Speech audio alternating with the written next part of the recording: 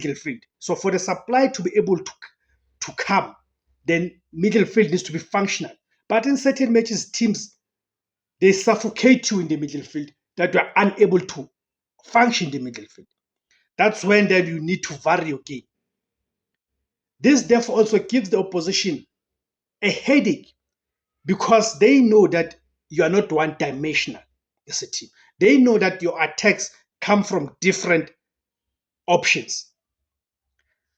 So Lebone Siema and Bekesile Mbokazi, because of that ability, remember Lebone Siema plays as a right-footed center back. He's able to launch a diagonal ball into the left wing, right? Into the left winger and behind the defense. That's when you're able to turn the opposition's defense.